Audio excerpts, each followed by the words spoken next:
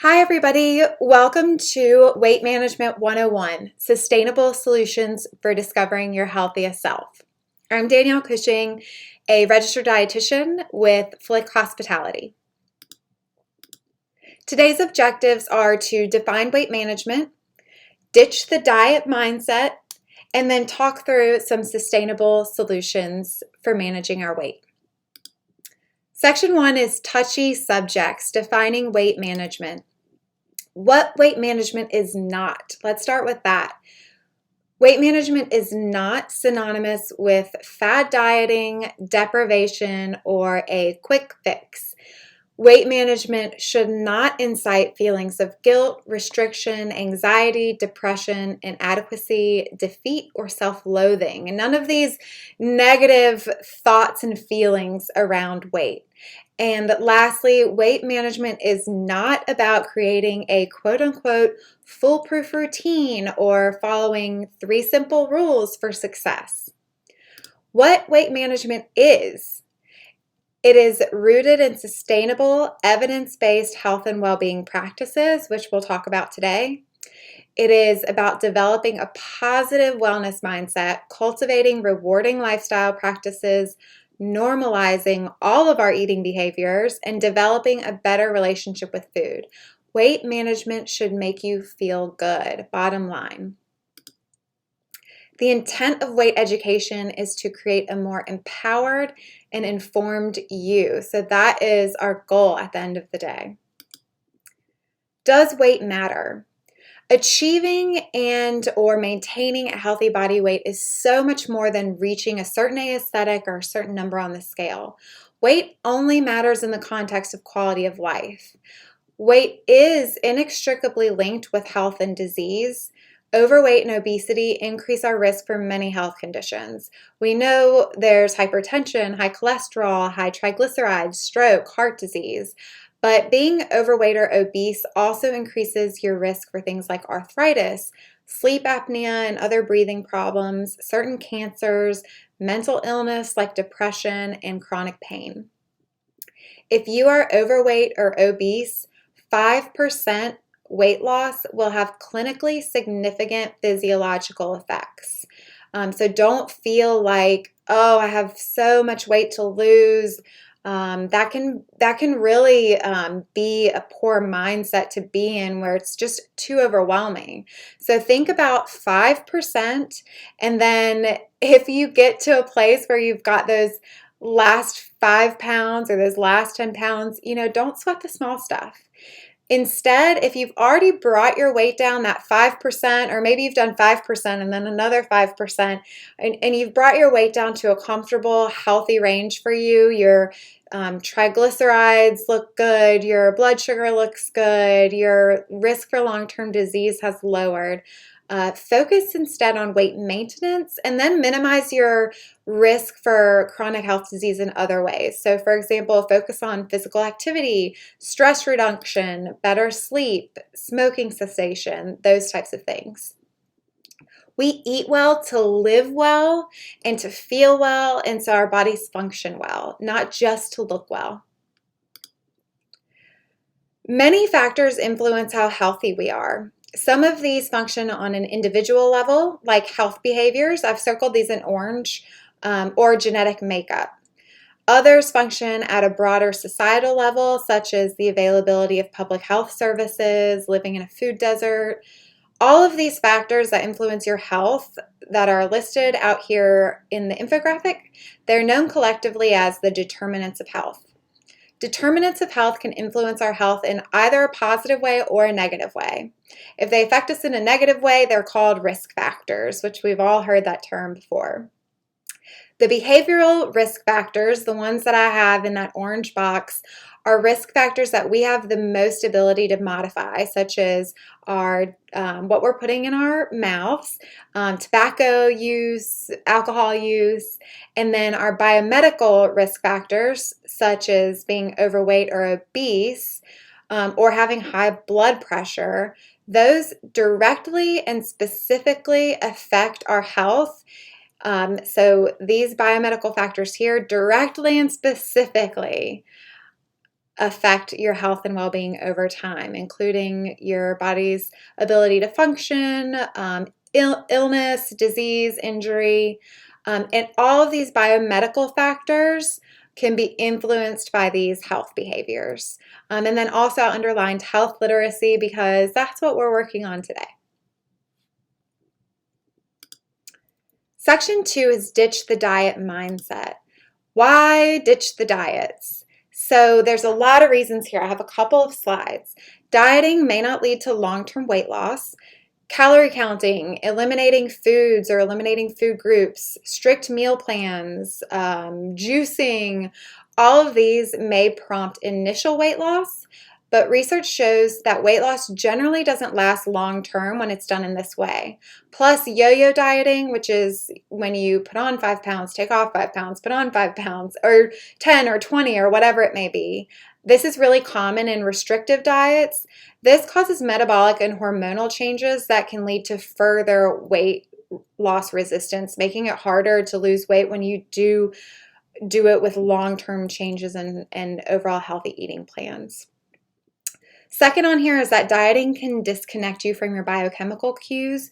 When you start to follow arbitrary food rules like eat this and don't eat that and eat at this time, you forget to listen to your innate hunger and satiety cues. Third, dieting increases stress sensitivity and it makes you more likely to binge. Food restriction can increase your stress. When you're stressed out, we tend to seek out high-fat, high-calorie comfort foods. This in turn makes us feel stressed, and it's this perpetuating cycle. Dieting also paints foods as good foods versus bad foods. When we label our foods as good and bad, and then we eat bad foods, we feel guilty. So ask yourself, why is a certain food off limits? Is there a scientific reason for this? While we don't want to polarize foods as good or bad, it is important to recognize differences in the quality of food. So this food is full of nutrients. And then scrap the shame when you eat something that's not full of nutrients, yet it's pleasurable. Scrap the shame. There's no reason to feel guilty. Dieting is often associated with feelings of failure. 95% of people try and fail different diet approaches. When a percent is this high, it's pretty obvious that the problem is in the method, not in the humans. I mentioned earlier in the slide that our body's metabolic and hormonal response to weight loss leads to weight loss resistance. Your body tries to adapt to this new intake. It is normal to experience a plateau. It is predictable that you will experience a plateau, meaning it's not your fault. Yet it often, when we hit that point where we feel like we can't lose anymore, no matter how hard we try, it makes us feel defeated. Ditch the diet and ditch the feeling of defeat. Dieting can cause disordered eating behavior. I did already talk about, the possibility that it can lead to binging. The restrictions of a diet also can lead to obsessive control over food, which can interfere with your personal and social life. Have you ever said to yourself, oh, I can't go to this party or that happy hour or dinner because I don't want to make XYZ decision about food? I have felt that way before, so I know that we've all been there. This shouldn't be the norm, though. Your eating style shouldn't interfere with your enjoyment of life. Dieting also leads to feelings of deprivation, which leads to cravings for quick energy like simple carbs and sugar. And then dieting reinforces weight stigma and the concept that thinner is better. So weight loss isn't always a path to better health, although it can be. And like I mentioned before, thinness does not always increase well-being or self-esteem. So we're not, diets often aim to reach a certain aesthetic or a certain number, which is not what healthy eating is about. There's no such thing as the perfect diet. Adopt a lifestyle behavior that is going to work for you. Individualization and personalization are really important. We'll talk about that a few times throughout this presentation. Maintain a healthy relationship with your body by treating it with respect rather than by punishing or restricting. And then I do love this little graphic here on the right. If you visit this Instagram account at Endurance Sports Nutritionist, she is a former colleague of mine. Her name's Allison. She's a sports dietitian. She has so many great infographics like this, but I thought these myths really fit in well with our presentation. We've talked about why ditch the diet mindset. Let's talk about how. Number one, the word diet is actually a neutral word. It refers to your collective eating pattern, but over the years, the word has evolved to hold this negative connotation. So ditch it. Don't use the word diet. I've used it already 100 times during this presentation. I'm sure I'll use it again in this context, but I really try to focus on referring to a healthy eating plan or healthy eating pattern or a balanced eating pattern. That has more of a negative connotation, or more of a positive connotation, excuse me. Number two, reframe the metric of success. It should not be weight-based. Address the biological drivers of weight gain or unhealthful eating. Your goal could be to reduce your blood pressure, to move around more easily with your kids, to improve your self-esteem. If you're an athlete, you may follow a certain eating pattern to help you set a PR or recover faster. So reframe what success looks like for you. Lastly, don't say sorry. Failure is not your fault. We already addressed all of these, but just to reiterate, 95% of people will fail at these quote-unquote diets that are floating around out there. Diets don't support weight loss long-term. We need to find a healthy eating plan. Failure is not due to a lack of willpower. There are powerful biologic factors at play for your metabolism, your hormones, some of these physiological things can contribute to quote-unquote diet failure. Now, let's talk about our sustainable solutions for discovering your healthiest self. Principle number one is shift your mindset for change. I love this list because it really drills down on individualism. There are so many right ways of eating. Your healthy eating pattern will be different from your colleagues, will be different from your spouses. This also has some really thought-provoking statements. So I'm not going to read through all of them, but I encourage you to hit pause and read through some of them yourself. Some of them I just love, like number 8. I will read this one. Your relationship with food and your relationship with your body impacts your health more than the food you eat. So that we talked about mental health in a last month, but that depression and that anxiety and that guilt that dieting can cause us to feel, that is damaging to your overall health. And if you're feeling that while trying to reach a healthier weight, it's just a wash. You're hurting yourself in one way and maybe helping yourself in another. So don't sacrifice your mental health and your mood and your emotional well-being at the cost of the way that you're eating. This is another great slide on shifting your mindset. We've talked about intuitive eating in the past. This is the philosophy of eating that says you are the expert of your body and its hunger signals. Essentially, it's the opposite of all those diets that we're trying to ditch. It doesn't impose any guidelines about what to avoid or what to eat or when to eat. Intuitive eating teaches individualism. You are the best person to make choices about what to eat and when to eat it. The chart here on this slide gives some examples of a diet mindset and then how you can shift your mindset to something more positive and intuitive. Principle number 2 is set SMART goals. SMART goals are specific, measurable, achievable, specific, measurable, action-oriented, realistic, and timely. We'll visit this a couple more times throughout the year in different presentations, but all 5 components are important. I personally really think that setting realistic goals is the most important. You might think a goal So if you start off with a really broad goal, we'll talk about it on the next slide, but I'm going to tell you break that down into smaller, more achievable goals.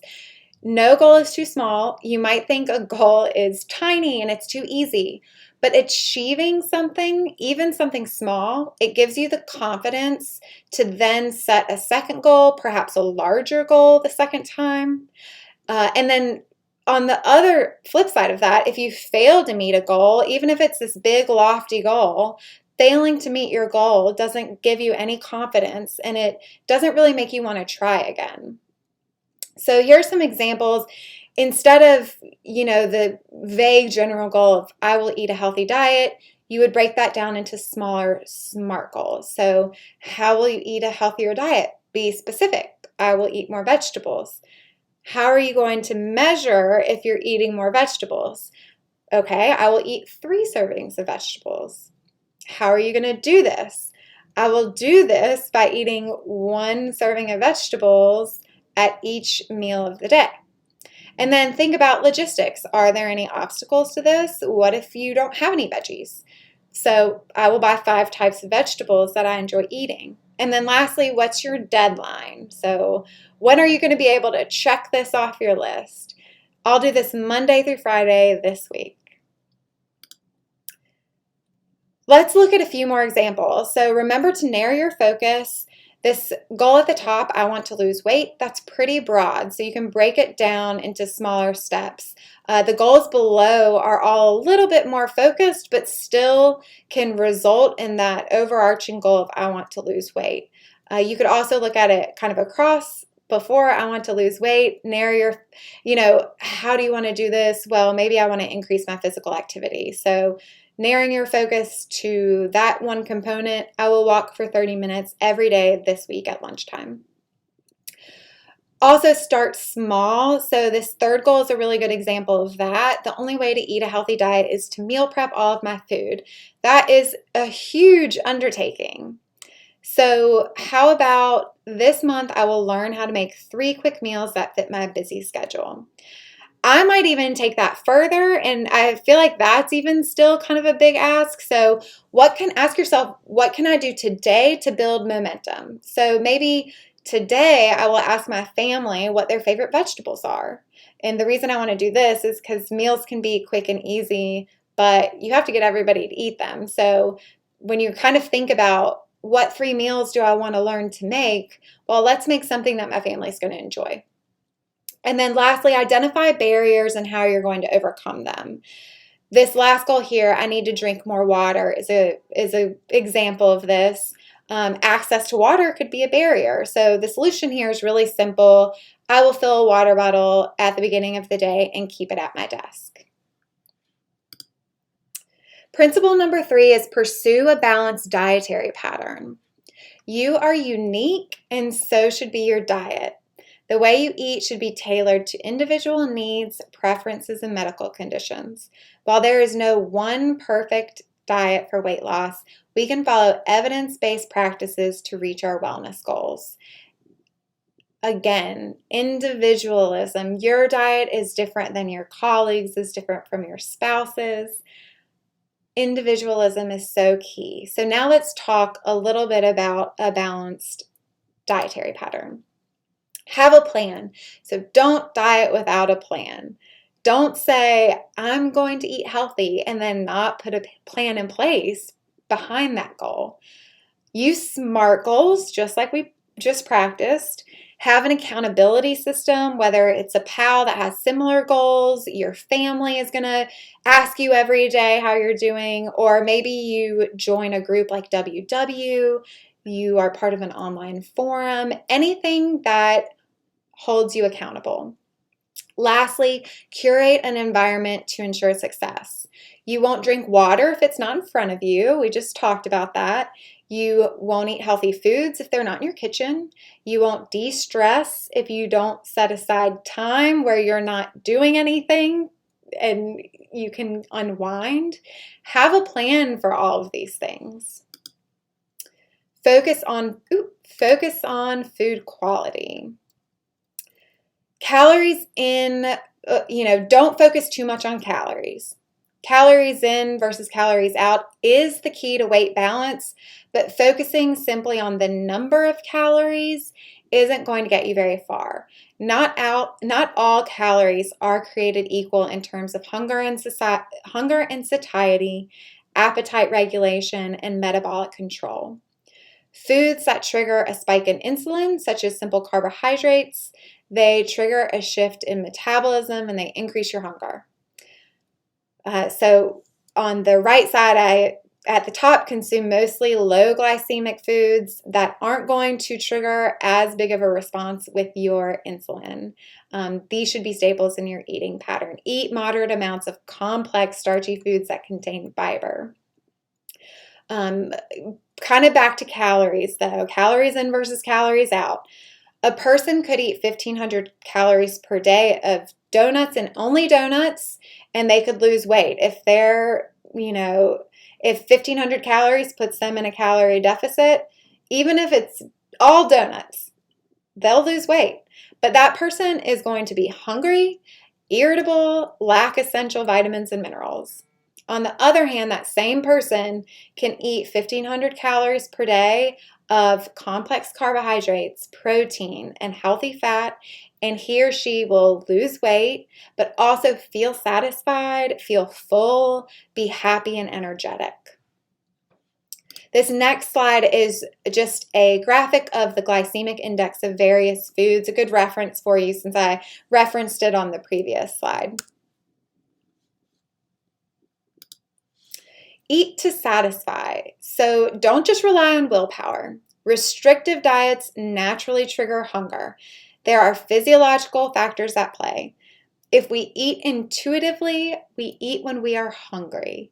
If we don't eat when we are hungry, we experience increased cravings and our metabolism actually decreases to conserve energy.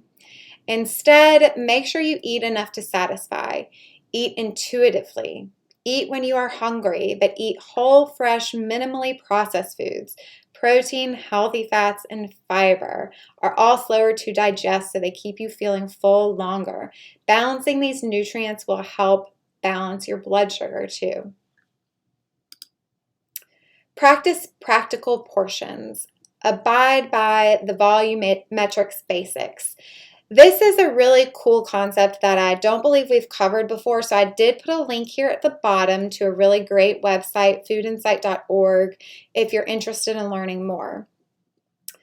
The volumetrics approach to eating focuses on reducing energy-dense or calorie-dense foods and increasing your intake of nutrient-dense foods. To explain a little bit further, at its most basic, energy-dense foods are higher in calories and lower in essential nutrients like vitamins, minerals, omega-3s, and fiber. On the flip side, we have nutrient-dense foods, which are at the very basic. They're usually lower in calorie and higher in these essential nutrients like vitamins and minerals and fiber and omega-3s. So the chart at the right gives you a pretty basic breakdown. You would focus on eating the most foods in category 1, and then it works like an inverse pyramid. Eat the least amount of foods from category 4. Rethink snacking. I'm not saying not to snack. I would consider myself a snacker in some sense, so I would not say that. But something to think about. Being constantly exposed to food probably isn't the best idea for long-term weight management success. There's no reason to eat every 3 hours, especially if you are not hungry. However, you absolutely can eat every 3 hours if you are hungry. So listen to your body both ways. It's okay to eat, and it's also okay not to eat. Have no fear. This is our last part of a balanced dietary pattern. Food is not the enemy, and cultivating a healthier relationship with food is necessary to make sustainable positive changes. I'm going to talk specifically about carbohydrates and fat. Fat doesn't make you fatter. Carbs, especially complex carbs, fat doesn't make you fatter. Carbs also don't make you fatter. Healthy fats and carbohydrates, especially complex carbs, Both of these have beneficial effects on satiety, metabolism, and overall health. So I've got two little graphics over here. One is a cute one about healthy fats. It says, you're the good kind of fat. I love this avocado looking in the mirror, having a self-affirming moment. And then I love this one. This one is all carbohydrate foods. Again, from one of my former colleagues who is a sports dietitian. Does this food cause weight gain? They're all carbohydrates, and they all say no. No single food causes weight gain or weight loss, so do not fear food.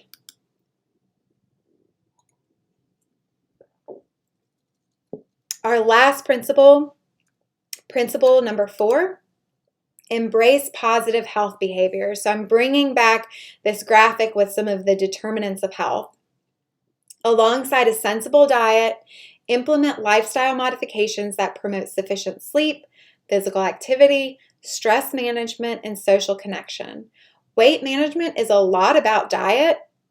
There I go, using that word, diet. Weight management is a lot about your eating pattern, but long-term health is a multi-pronged approach. Think about how you eat and the decisions you make around food when you're stressed out, when you're tired and didn't get enough sleep, when you're lonely or depressed or bored. So it's important to think about your overall eating pattern and what you're putting into your body, but also it's a multi-pronged approach. Think about and implement lifestyle modifications to promote sufficient sleep, physical activity, stress management, and social connection. And that wraps up our presentation today. I do want to share with everybody these nutrition-related programs and benefits. They're available through HCSC's HR. I spoke about WW, or mentioned it in this presentation. There's also Naturally Slim, Omada, Livongo, Well on Target. Remember, I talk about individualization a lot. I'm supportive of anything that works for you and is long-term and sustainable. So WW might be a great solution for a lot of you. Naturally Slim might be another great solution for a lot of you. So definitely check out some of these programs. You might have to check out more than one. And then also I'd encourage everybody to check with your, give your insurance company a call, see what your benefits are, see if any visits with a registered dietitian are covered. A lot of people do have those benefits and don't know it. So call and ask. It is definitely worth it. And then if anybody has any questions, feel free to shoot me an email. My email is right here. You could head over to Yammer, use the hashtag Healthiest Self. You could also tag me at Danielle Cushing and get the conversation started. And that wraps us up. Thank you everybody for joining today. It's been a pleasure.